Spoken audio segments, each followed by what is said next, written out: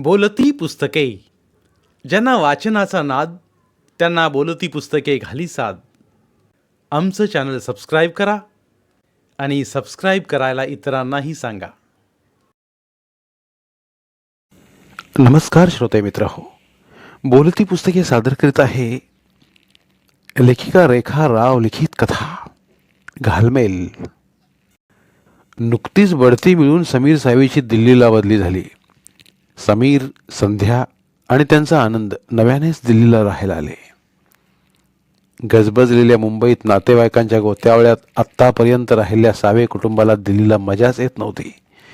त्यात आजूबाजूला कोणी महाराष्ट्रीय कुटुंब, कोणीही नातेवाईक नसल्यामुळे खूप परक वाटत होतं. समीर दिवसभर कामात असायचा. सकाळी जायचा तो संध्याकाळी किंवा रात्री यायचा. आनंद शाळेत जायचा. दिवसभर संध्या एकटी असायची. तिला हा अलिशान बंगला खायला उठायचा. राहून राहून मुंबईची आठवण यायची. अनेक सुखद आठवणी मनात रेंगाळायच्या. तिथे असताना एक दिवसही असा कंटाळवाणा जायचा नाही. कोणी मैत्रीण, कोणी नातेवाईक शेजारी येत राहायचे. सिनेमा, नाटक, शॉपिंगला जायचे. शनिवार रविवार नातेवाईकांचा गोतावळा जमायचा. कधी कधी झोपायलाही जागा पुरायची नाही. वाढदिवस, बारसं, लग्न समारंभ, हळदी कुंकू, मेजवान्या या सर्वात वर्ष कसं भरगच्च असायचं. आनंदचा अभ्यास घ्यायलाही वेळ असायचा नाही. भिशी, गप्पा, सिनेमा, मंडळाची मीटिंग, स्वयंपाक यात काय मज्जा यायची. इथं एवढा मोठा बंगला, सुंदर बाग, मागं पुढं अंगण, तर येणारं कुणी नाही. कधी कधी हे सर्व खायला उठायचं आणि मग मुंबईतलं ते छोटंसं 3 खोल्यांचं घर तीव्रतेनं आठवायचं. संबंध दिवस अजगरासारखा सुस्तावल्यासारखा जायचा. बाहेर पडावं तर फारशा ओळखी झाल्या नव्हत्या. रस्ते, बाजार नीट माहीत नव्हते. भाषाही हिंदी, मराठीसारखा आपलेपणा वाटत नव्हता. मुंबईत कुठेही जाताना सदैव मैत्रिणी, नातेवाईक समीर बरोबर असायचा. इथे दिल्लीत अनोळख्या शहरी एकटं जायला नको वाटायचं. नाही म्हणायला समीरच्या ऑफिसातील दळवी, पटवर्धन, सावंत या कुटुंबांची ओळख झाली होती. मिसेस दळवी 2 लहान मुलांच्यात सदैव दंग असायच्या. मिसेस पटवर्धन बऱ्याच वर्षांपासून असल्याने खूप सोशल होत्या. त्यांची मुलं मोठी असल्याने त्यांच्याजवळ भरपूर वेळ असायचा. त्या सदैव समाजकार्य, भिशी, पार्टी, रमी पार्टी यात दंग असायच्या. त्यामुळं त्यांच्याकडे क्वचितच जाणं होई. शिवाय संध्याला त्यांच्यासारखे पत्ते कुठत गॉसिप करायला आवडत नसे. मग घरी बसून वाचन, शिवणकाम, बागकाम, स्वयंपाक यात वेळ जायचा. आल्यापासून तिने 2 स्वेटर विणले होते. बागेत वेगवेगळी फुलझाडे लावली होती. स्वयंपाकासाठी नोकर न ठेवता ती स्वतः स्वयंपाक करायची. तरी बडबड्या संध्याला कधी कोण भेटले व त्यांच्याशी आपण यथेच्छ गप्पा मारू असे व्हायचे. एक दिवस सकाळीच मिसेस पटवर्धनांचा फोन आला. त्या म्हणाल्या, मिसेस सावे, इथल्या महाराष्ट्र मंडळात दरवर्षी गणेशोत्सव असतो. त्यानिमित्त 3 दिवस छान छान कार्यक्रम असतात. तुम्हाला यायला आवडेल का? माझ्या गेस्ट म्हणून या, नंतर हवं तर मेंबर व्हा. महाराष्ट्र मंडळ म्हणताच संध्याला उत्साहाचं उधाण आलं. ती आनंदाने म्हणाली, हो, जरूर येईन, मेंबरही होईन. मग चतुर्थीच्या दिवशी हॉलमध्ये भेटू, चालेल ना? हो चालेल, थँक्स लॉट. बरं आहे तर. संध्यानं फोन ठेवला. तेव्हापासून ती त्या दिवसाची उत्सुकतेने वाट पाहू लागली. समीरनं ऑफिसातून येताच त्याच्या कानावर ही बातमी घालून म्हणाली, हे 3 दिवस रिकामे ठेवा बरं. कुणाच्या पार्टीचे मीटिंगचं आमंत्रण घेऊ नका. बरं बाई, जशी बाईसाहेबांची मर्जी. मिश्किलतेनं हसत समीर म्हणाला. संध्याची मनस्थिती तो समजत होता. दिल्लीत आल्यापासून पार्ट्यांचा सपाटा चालू होता. समीरची पोस्टच अशी होती की त्याला न जाऊन चालता येत नव्हतं. आनंदला नेहमी एकटा सोडून संध्या जायला तयार नसे. शिवाय तिला त्या औपचारिक पार्टीत बिलकुल मजा येत नसे. पण अनेक वेळा जावेच लागे समीरच्या पोस्टमुळे. एकदाची चतुर्थी आली. संध्यानं ठेवणीतील इंदोरी साडी, कोल्हापुरी साज पहिल्या दिवशी घातला. त्या दिवशी हौशी कलाकारांचे 2 अंकी मराठी नाटक होते. दुसऱ्या दिवशी करमणुकीचे विविध कार्यक्रम, तर तिसऱ्या दिवशी नेहा व करण कपूर या प्रसिद्ध जोडीचा गझलचा कार्यक्रम. त्यानिमित्ताने संध्याची बऱ्याच महाराष्ट्रीय कुटुंबाशी ओळख झाली. त्यातून अनेक ओळखी निघाल्या. बरेच जण मुंबईचे होते. त्यांच्याबरोबर गप्पा मारल्यावर जण मुंबईचा फेरफटका मारून आल्यासारखे वाटले. फार मजा आली तिला. तिसऱ्या दिवशी रंगमंचावरील गझल गाणाऱ्या त्या जोडप्याला पाहून संध्याला आश्चर्याचा धक्का बसला. गझल गाणारी नेहा दुसरी कोणी नसून संध्याच्या कॉलेजातील मैत्रीण दिव्या भेटली होती. ती न राहून समीरला म्हणाली, अरे ही तर दिव्या, माझी कॉलेजातील मैत्रीण. कार्यक्रम संपताच तिला जाऊन भेटून येऊया का? हो जरूर. तुझा आनंद तुझ्या चेहऱ्यावर ओसंडतोय. कार्यक्रम कधी संपतो आणि तिला जाऊन भेटते असं संध्याला झालं होतं. जुन्या मैत्रिणीला भेटण्याचा आनंद वेगळाच होता. तो असा अनपेक्षित अनेक वर्षानंतर. टाळ्यांच्या कडकडात कार्यक्रम संपला. कार्यक्रमानंतर ती आत आली खरी, पण मनात चुटपुट लागून राहिली की ही प्रसिद्ध गायिका नेहा आपल्याला ओळखेल की नाही. शिवाय लग्नानंतर संध्यामध्ये बराच फरक पडलेला. संसार सुख अंगावर चांगलंच मानवलं होतं. नेहा म्हणजे तेव्हाची दिव्या मात्र तशीच होती. सडपातळ, शिडशिडीत, प्रसन्न, हसरा चेहरा, अत्याधुनिक मेकअपने नटलेला. केसांचा बॉब, काही फरक नाही, उलट लहानच दिसत होती. तिचं आकर्षक व्यक्तिमत्व पाहून संध्याला क्षणभर हेवाच वाटला. ती एका दोलायमान मनस्थितीत आत आली. आश्चर्य म्हणजे तिला पाहून धावत येत दिव्या म्हणाली, अय्या संध्या तू. तिने आनंदाने मिठीच मारली. दिव्या मुंबईत लहानाची मोठी झाल्याने मराठी अस्खलित बोलायची. शाळा कॉलेजापासून गाणं म्हणायची, सितार शिकायची, पेंटिंग करायची. हुशार, टॅलेंटेड, ऑलराऊंडर म्हणून कॉलेजात ओळखली जायची.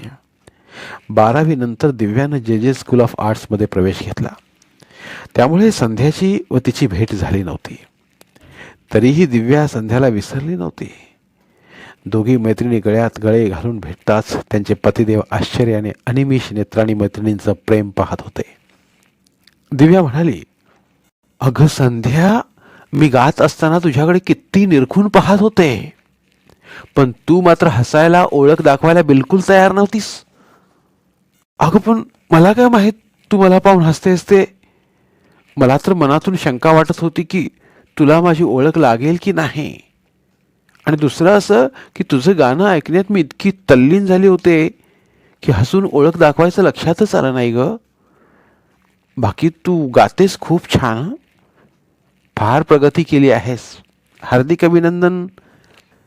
Yes, hearty congratulations both of you. Sameer Karan पुढे हात देत म्हणाला. संध्यानं ओळख करून देत म्हटलं, हे समीर माझे मिस्टर, आणि हा आनंद आमचा छोकरा. दिल्लीला कधी आलात? कुठे राहतात? समीर काय करतात? झाले असतील 2-3 महिने. हे गव्हर्नमेंट ऑफ इंडियात अंडर सेक्रेटरी आहेत. बरं तुझा काय समाचार? हा करण. याला मराठी थोडं थोडं समजतं, पण बोलता येत नाही. Kapoor and Kapoor building contractors ऐकला असशील ना, तो ह्यांचा आहे. माझी इंटिरियर डेकोरेटरची फर्म आहे. आम्ही दोघेच आहोत, तिसरं नको आहे आम्हाला. अगदी सहज आनंदातिशयानं दिव्या म्हणाली. संध्याला दिव्याचं ते शेवटचं वाक्य थोडं खटकलंच, पण पहिल्याच भेटीत तेही सर्वांच्या देखत विचारणं उचित नाही म्हणून गप्प बसली. थोड्याशा अवांतर गप्पा झाल्या. एकमेकांचे पत्ते, फोन नंबर देऊन झाले. कॉफीसुद्धा पिऊन झाली. संध्याने निरोप घेतला तशी दिव्या म्हणाली, संध्या तू घरीच असतेस ना? मी तुला 1-2 दिवसात फोन करीन आणि साऱ्या दिल्लीची ओळख करून देईन. मग तुला मुंबईची जरासुद्धा आठवण येणार नाही, हो की नाही Sameer? Yes, I hope so, Sameer म्हणाला. गुड नाईट, बाय करीत मंडळी गाडीत बसली. राहून राहून दिव्याचे शेवटचे वाक्य संध्याच्या मनात घोळत होते. तिसरं नको आहे आम्हाला. म्हणजे होत नाही की खरंच नको आहे, याचा उलगडा झाल्याखेरीज संध्याला चैन पडत नव्हते. संध्याला तर दुसऱ्याची प्रतीक्षा होती. आनंदला आणखी एक बहीण किंवा भाऊ असावा असं संध्याला खूप वाटत होतं. आनंद ही आपल्याला खेळायला भावंड हवं असं सारखं म्हणत होता. तर दिव्या मुलाला या जगात आणायलाच तयार नव्हती. का का बरं? संध्या तोच विचार करण्यात गुंतली होती. तिला गप्प गप्प पाहून समीर म्हणाला, काय बाईसाहेब, आज मुंबईतील अनेक माणसं, खास करून जीवाभावाची मैत्रीण भेटली. बरं झालं, आता घरी यायला उशीर झाला तरी कुरकुर होणार नाही. दोघंही छान गातात. हा बिल्डिंग कॉन्ट्रॅक्टर गायक कसा काय झाला कळत नाही. गातात छान यात प्रश्नच नाही. शाळेपासून गाणं शिकते ती. आता तर तालमीनं आवाज कमवलाय तिने. हा पंजाबी बच्चा भेटला कुठे? मुंबईतच असणार. मुंबईत काय पंजाबी नाहीत? आपल्या मुंबईत सर्व जातींचे धर्मांचे गुण्यागोविंदाने राहतात. कॉलेजमध्ये कानावर आलं होतं. आता भेटल्यावर सारं विचारीन. हं, डोंट वरी, मी आपलं सहज विचारलं. त्यानंतर संध्या रोज दिव्याच्या फोनची वाट पाहत होती. 8-10 दिवस झाले तरी तिचा फोन नव्हता. तिने स्वतःहून करीन असं म्हटल्यामुळे संध्याला आपणहून फोन करणे उचित वाटेना. त्यातून ती बिझी वडी विसरली असेल. उगाच आपण नको त्रास द्यायला. तेवढ्यातच फोन वाजला. दिव्या म्हणाली, अगं संध्या, आज संध्याकाळी कॉन्फरन्स हॉलमध्ये इकेबाना व बोन्सायचं प्रदर्शन आहे. चलतेस का? किती वाजता? 5ला. अगं पण त्याच वेळी आनंद शाळेतून घरी येतो. मी नसले तर दूधही घेणार नाहीये. मला जमेल असं वाटत नाही. रागावू नकोस. मग त्याला घेऊन ये. पण मग उशीर होईल ना पुढच्या खेपेस. बरं, मी जाईन. उद्या परवा तुला माझ्या घरी घेऊन जाईन. हो चालेल म्हटल्याप्रमाणे दुसऱ्या दिवशी दिव्या दुपारी लंच टाईमलाच आली. कुठल्याही प्रकारचा औपचारिकपणा न दाखवता डायनिंग टेबलापुढे बसत म्हणाली, संध्या, मी मुद्दाम लंच आवरमध्ये आले. म्हटलं तुझ्या हातचं महाराष्ट्रीयन पिठलं भात खावं म्हणून. चालेल ना? अय्या, खाऊन खाऊन पिठलं भातच. दुसरं काहीतरी बनवीन. सांग सांग, मी काय करू? नाही, मला तुझ्या हातचं पिठलंच खायचं आहे. मग संध्यानं लवकर पिठलं बनवलं. दुपारसाठी पोळ्या, बटाट्याची भाजी, कॉलीफ्लावरचा रस्सा केला होताच. समीर दुपारी लंचला येत नसल्याने दोघी मैत्रिणींनी गप्पा मारीत लंच संपविलं. लंच होताच घराचा बागेचा फेरफटका मारला. मग दिव्या म्हणाली, संध्या, तू आत्ताच चल माझ्याबरोबर. माझं घर बघ.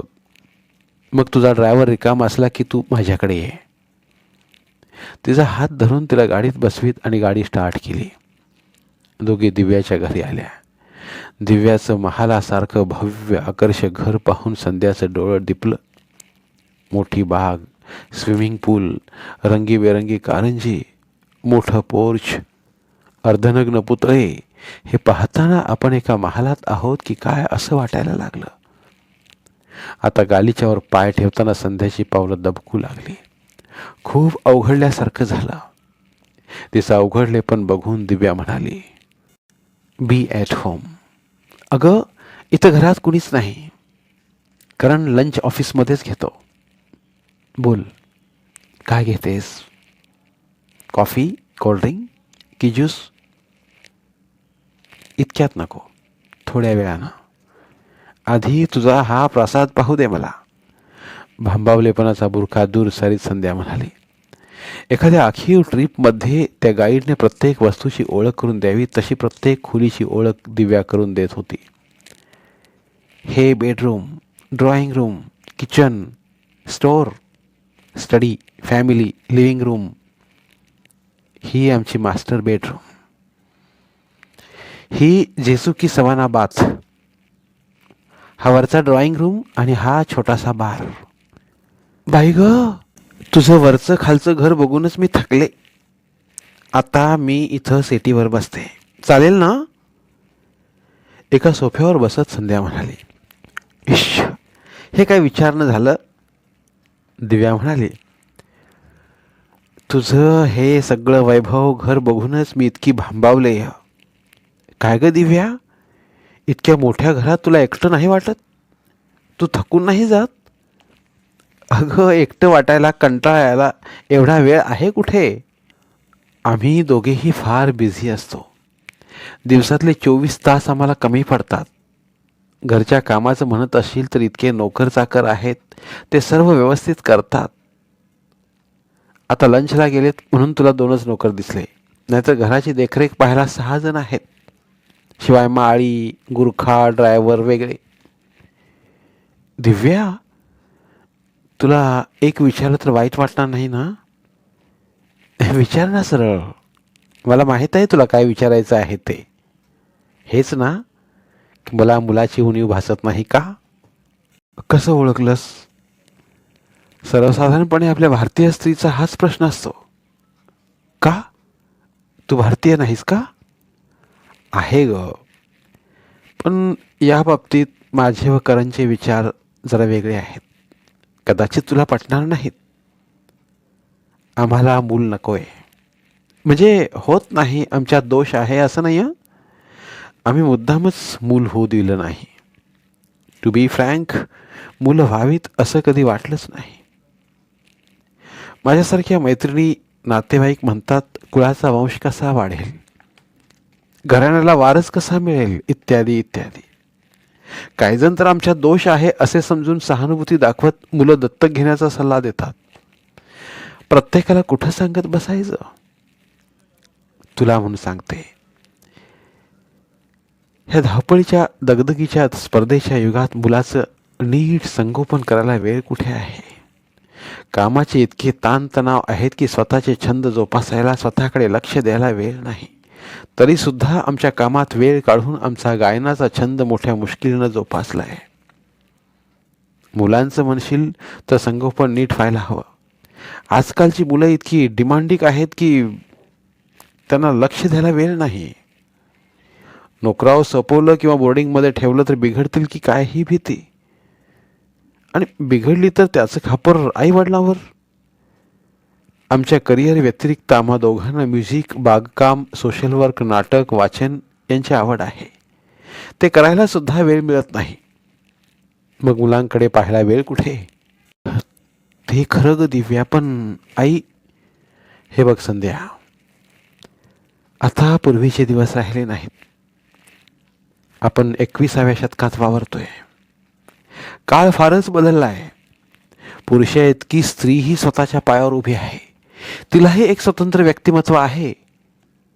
जर ती स्वतःच्या नवऱ्याच्या संमतीने स्वतःचा सर्वांगीण विकास करायचा म्हणत असेल तर त्यात वाईट काय आहे? तिलाही स्वतःचा निर्णय घेण्याचा हक्क आहेच की.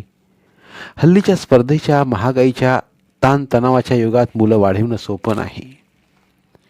मुलांच्या वाढत्या मागण्या, त्यांच्या अपेक्षा, त्यांचं वागणं पालकाला पेलवल असं नाही. आम्ही आर्थिकदृष्ट्या मुलं पेलवू शकत नाही असं मुळीच नाही हं. दुसरं म्हणशील तर वृद्धापकाळी ही मुलं आपल्याला आधार देतील की नाही शंकाच आहे. पाश्चिमात्य देशांचा इतका प्रभाव पडलाय की हल्लीची मुलं पालकांनाच विचारतात, तुम्हाला पेलवत नव्हतं तर आम्हाला जन्मालाच का घातलं? आमचा दोष नाही. तर पालकांनी वृद्धापकाळी मुलांकडून सांभाळण्याची अपेक्षा केली तर आम्ही तुमचे अन्नदाते नाही. तुम्ही तुमचा रस्ता बघा म्हणून त्यांना वृद्धाश्रमाची वाट दाखवली जाते किंवा घराबाहेर काढलं जातं. काही वेळा हीच मुलं बापाची इस्टेट, पैसा मिळावा म्हणून खून करायलाही मागे पुढे पाहत नाहीत.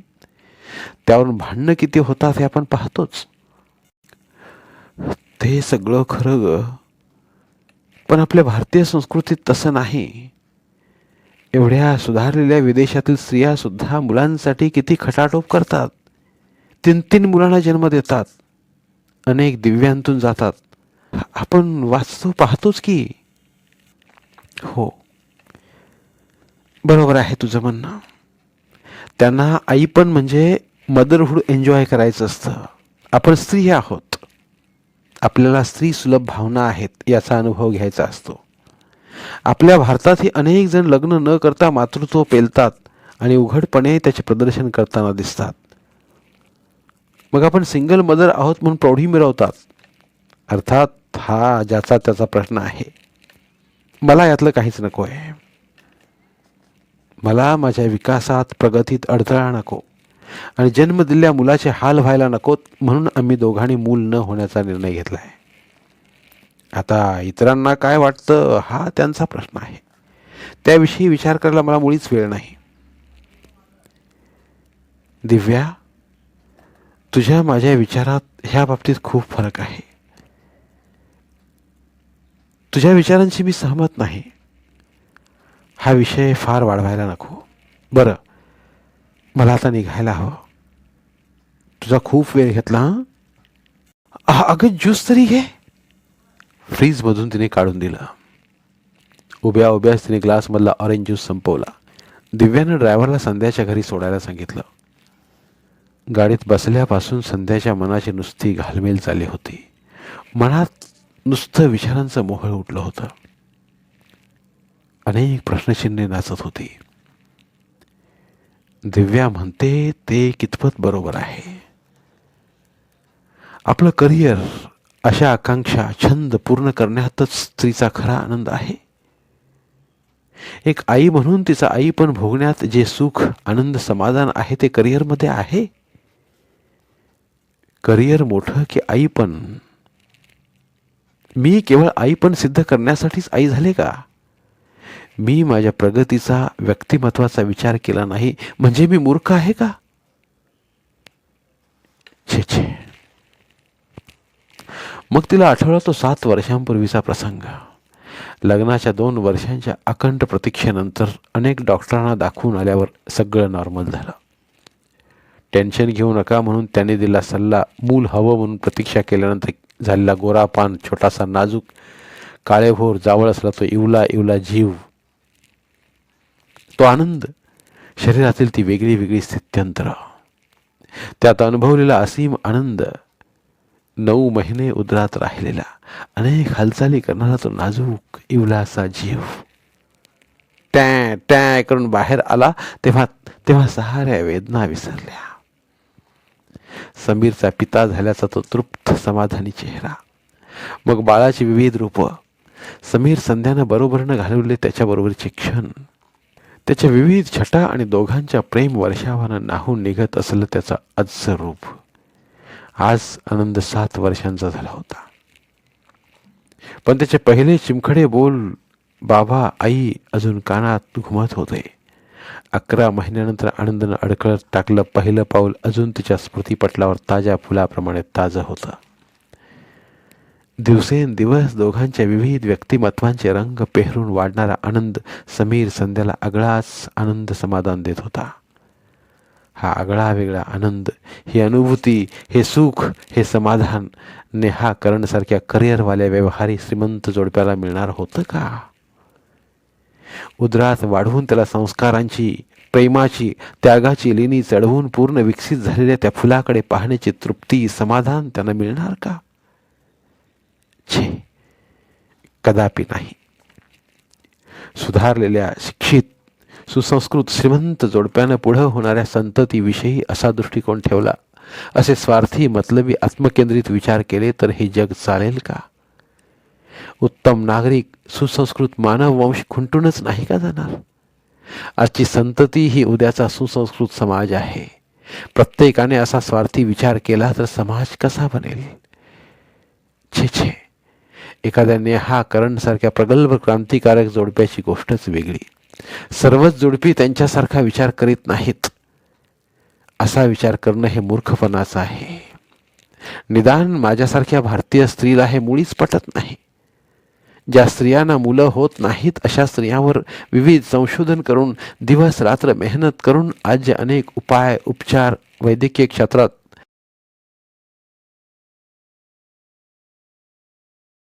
शोधून काढले ते उगाच?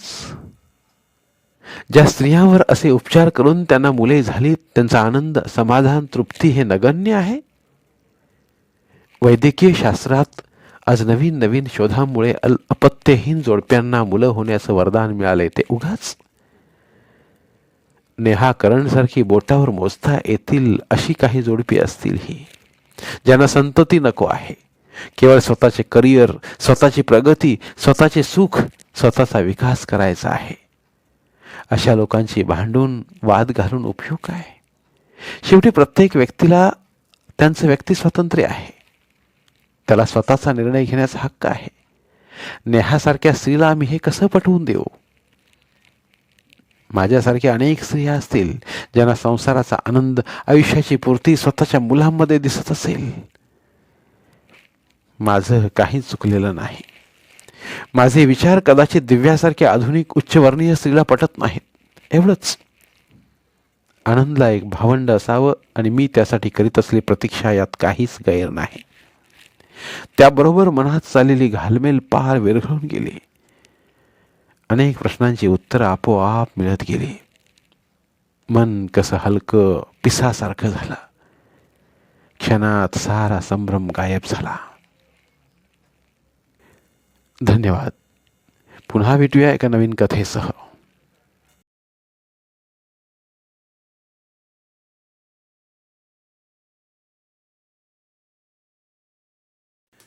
धन्यवाद.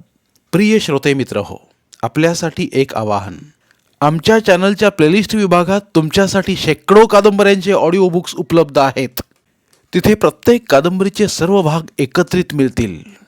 त्यामुळे सध्या सुरू असलेल्या क्रमशः कादंबरीच्या पुढील भागासाठी वाट पाहण्याची गरज नाही. तुमच्या वेळेनुसार तुम्ही संपूर्ण कादंबरी सलगपणे ऐकू शकतात आणि साहित्याचा आस्वाद घेऊ शकता. कृपया आमच्या चॅनलच्या होमपेजवर जाऊन प्लेलिस्ट चेक करा आणि तुमची आवडती कादंबरी निवडा. धन्यवाद.